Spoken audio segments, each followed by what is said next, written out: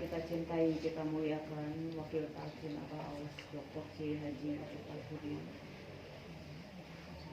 Mangku Manakib Hajah Cucu Hayati Haji Oba Teteh keluarga para petugas Manakib Iwan Ahwat Pondok Pesantren Suryalaya Sirnarasan.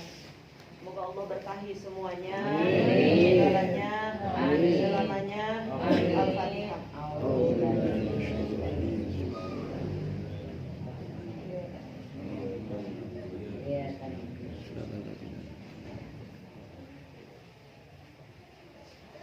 Menit lagi.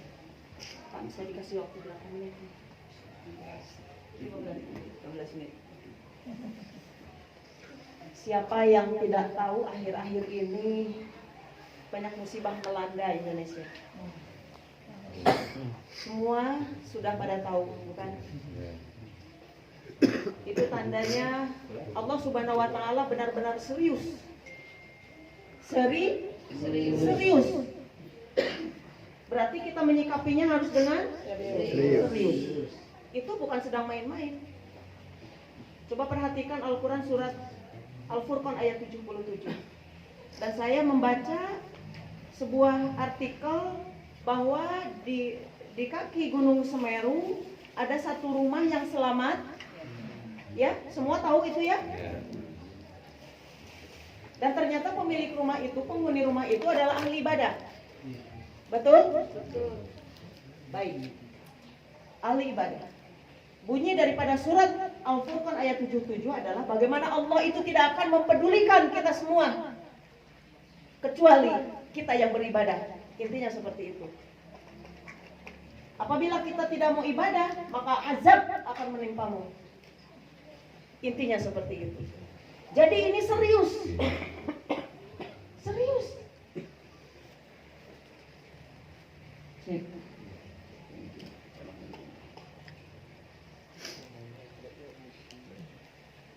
Bagaimana cara kita untuk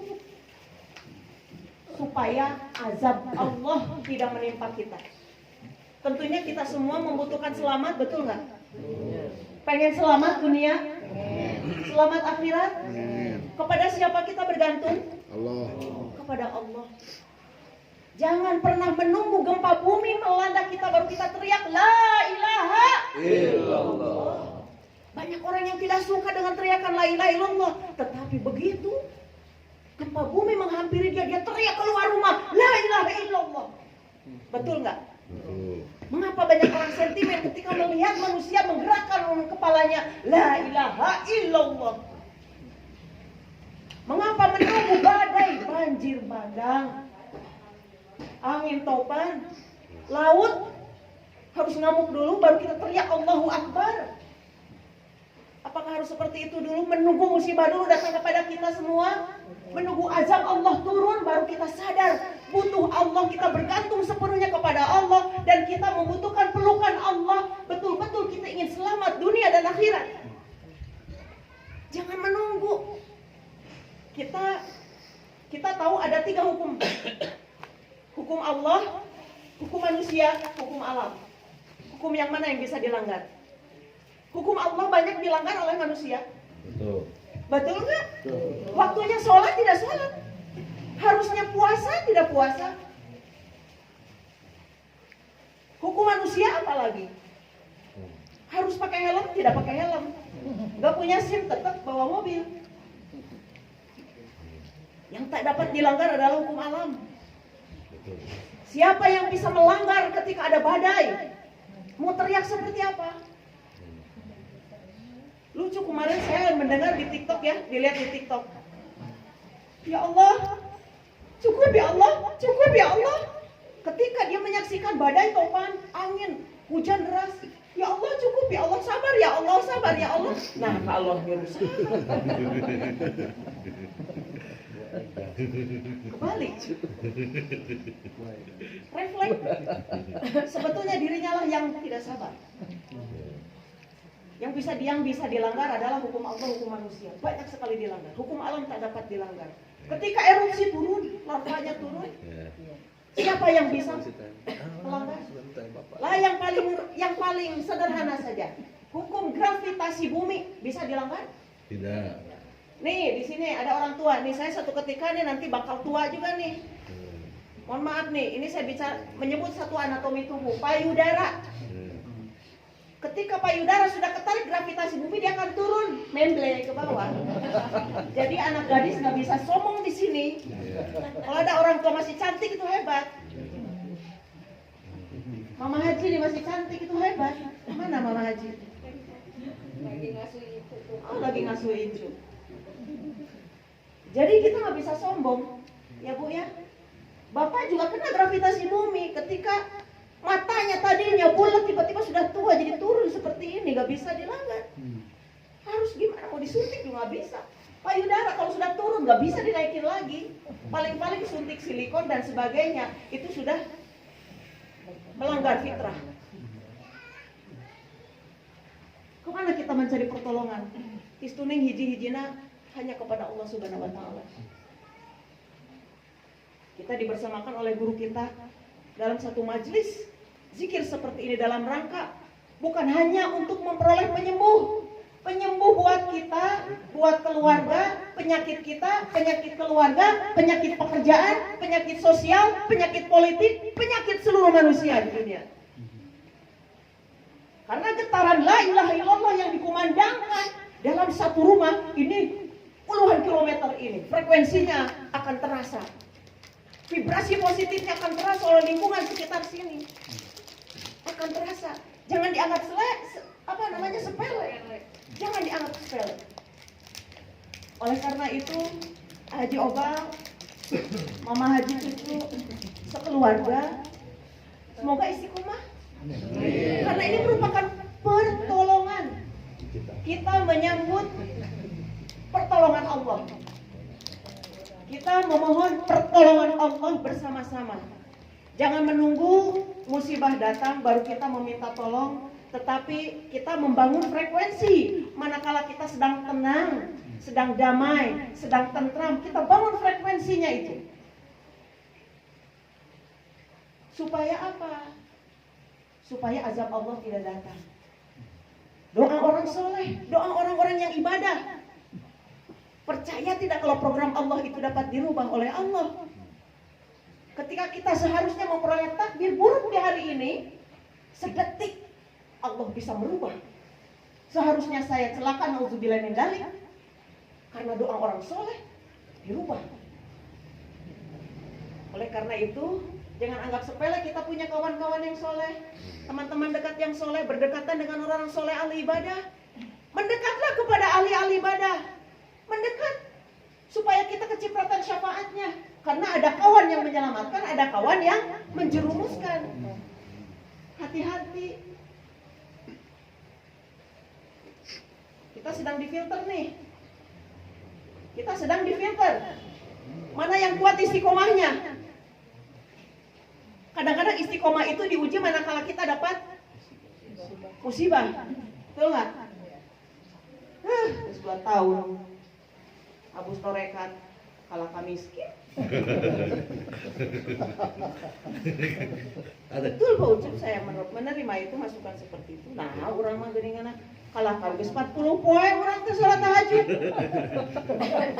Angger we geuninganan. Salaki teu menang-menang gawe. Selalu ada saja keluh kesah seperti itu. Orang beriman itu tidak akan bergeser sedikit pun dengan semua ketentuan Allah. Tetapi orang yang imannya lemah, dia akan mudah berkeluh kesah dengan segala ketetapan Allah. Hati-hati. Kita sedang diuji, semuanya sedang diuji, sedang diriadohkan. Kita sedang diuji. Apapun ujiannya, sekecil apapun ujiannya, sebesar apapun ujiannya, bergantung hanya kepada Allah. Kita memiliki guru yang sayang kepada kita, sayang sekali. Guru tahu persoalan hidup kita, guru tahu nasib kita seperti apa. Gak usah ngomong, tahu. Percaya gak? Harus yakin. Laqad ja'akum rasulun min anfusikum azizun alaikum suamiku apa? Dihafalin dulu tuh. Iyalah. Di mejaan heula teh baca teh ke ieu. 40 poin diamalkan untuk pertolongan Allah, pertolongan Rasul. 4 sifat Rasulullah pada saat mendidik umatnya, dan itu turun kepada pewarisnya. Kita mengenal pewarisnya karena kita tidak mengenal Rasulullah secara dohir. Kita mengenal secara dohir yaitu pewaris Rasulullah, yaitu Tuan Syekh Muhammad Abdul Ghasaqullah Masrur. Beliau mewarisi 4 sifat itu. Azizun. Apa sifat azizun? Sifat empati seorang Tuan Syekh Mursyid kepada muridnya. Empati, rasa peduli, rasa sayang, rasa cinta, rasa kasih sayang, ingin menolong, ingin membantu, peduli terhadap segala persoalan hidup kita. Masalah kecil, masalah besar, semua beban hidup yang menghimpit diri kita, yang kita munajatkan kepada Allah, beliau membantu, menolong, membawa doa-doa kita disampaikan kepada Allah. Tahu nggak kapan disampaikan kepada Allahnya? Tidak tahu kan? Orang kitanya lagi tidur.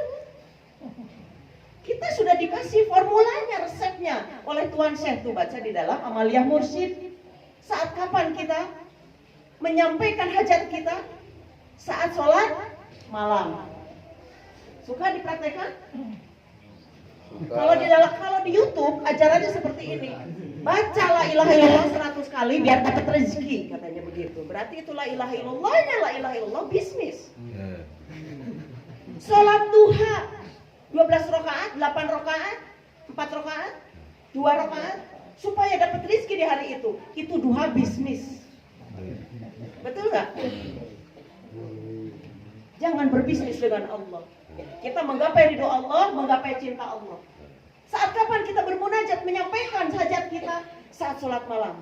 Syukrul wudu, taubat, hajat, tahajud, tasbih, witir. Pada saat sholat hajat itu, Tuan saya sudah memberikan formulanya. Didinya menjerit, memohon istimdad kepada Tuan Syekh, memohon pertolongan melalui berkah wasilah Tuan Syekh. Sampaikan hajat kita, lakukan 11 langkah. Di situ yang hafal doanya berarti dia yang sering curhat. Saya sering curhat. Saya curhat pakai bahasa Indonesia. Curhat kepada Allah, melewati Tuan Syekh, disampaikan kepada Allah.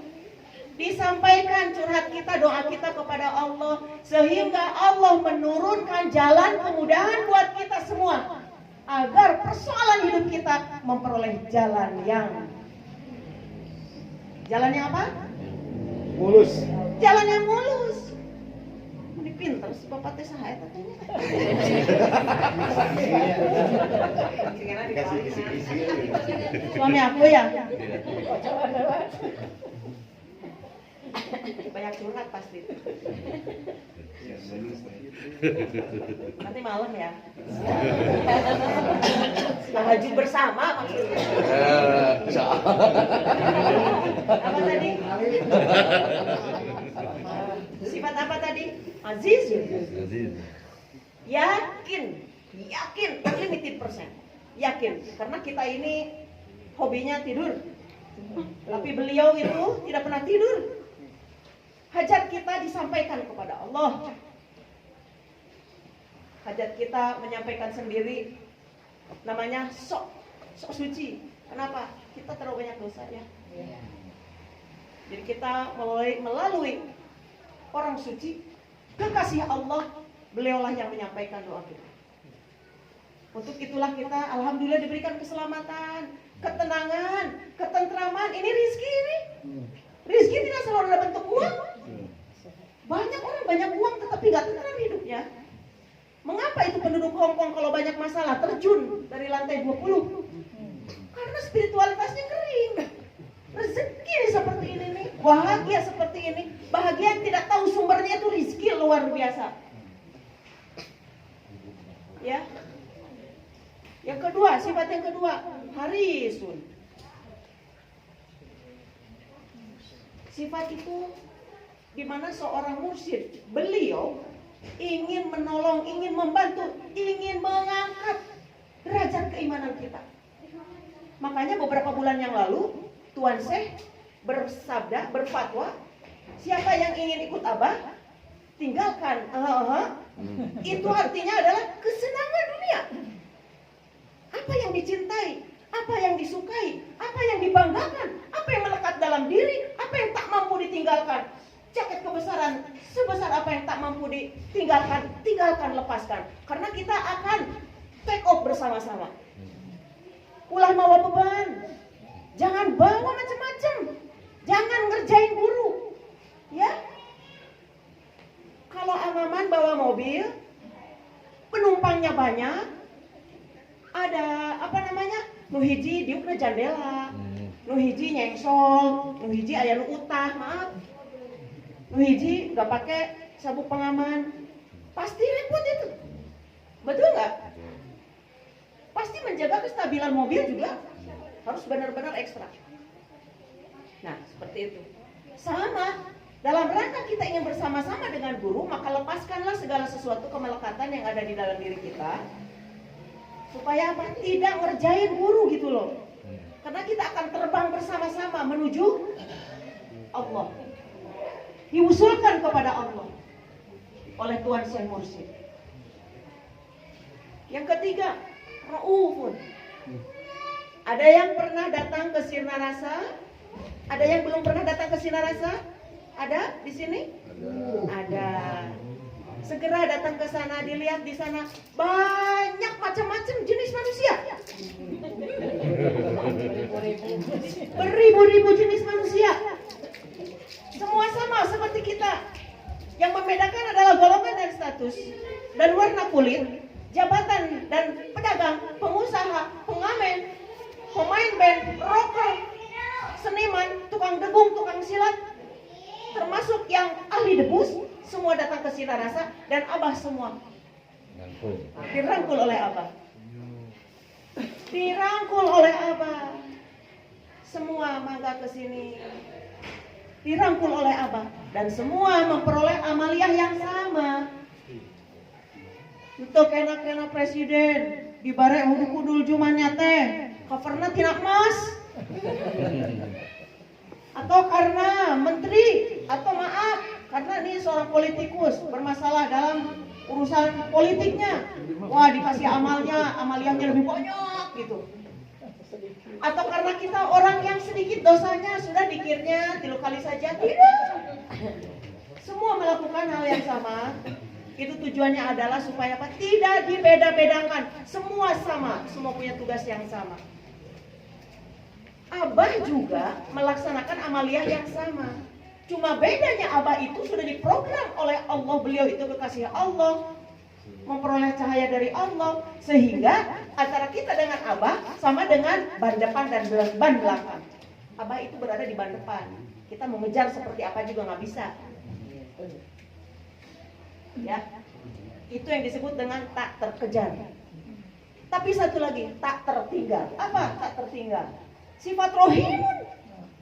Pada saat nanti di alam akhirat nanti, pada saat di hari akhir, baru kita akan merasakan pentingnya guru. Baru kita akan merasakan butuh seorang guru. Melalui guru lah, melalui Syekh Mursyid lah, kita akan dikumpulkan sehingga kita dipertemukan dengan Rasulullah Muhammad dengan kasih sayangnya. Kita dijaga supaya tidak masuk ke dalam pintu neraka. Dijaga. Betapa sayangnya, sifat kasih sayangnya. Saat ini mungkin tak terasa sayangnya seperti apa. Sok cobain siapa yang mau meninggal dunia duluan. Sok Sultan.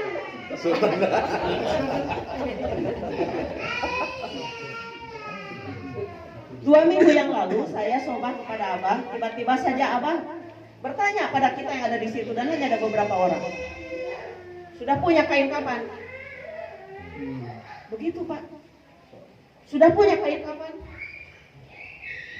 Kita jelas menjawab Belum punya, Bah. Abah mah sudah punya. Kain kafan yang terbaik. Apa maknanya di balik pertanyaan itu? Kalau kita punya persediaan kain kafan di rumah, paling tidak ketika kita meninggal dunia tidak akan merepotkan orang lain. Kalau kita punya kain kafan di rumah, paling tidak kita tidak akan lupa mati. Paling tidak kita akan selalu menanam sebuah kebaikan. Paling tidak kita akan selalu bertobat. Paling tidak kita ketika ingat mati, pasti kita ingat kepada Allah dan takut melakukan dosa, betul? Semoga kita semua diberikan kekuatan istiqomah oleh Allah Subhanahu wa taala. Oleh berkat kehormat Tuhan Syekh Muhammad Abdul Wasat Al-Qadiri anak sahabat kami Muhammad Muhammad Al-Fatihah. Alhamdulillahirabbil alamin. Iyyaka na'budu wa iyyaka nasta'in. Ihdinas siratal Assalamualaikum warahmatullahi wabarakatuh. Waalaikumsalam warahmatullahi wabarakatuh.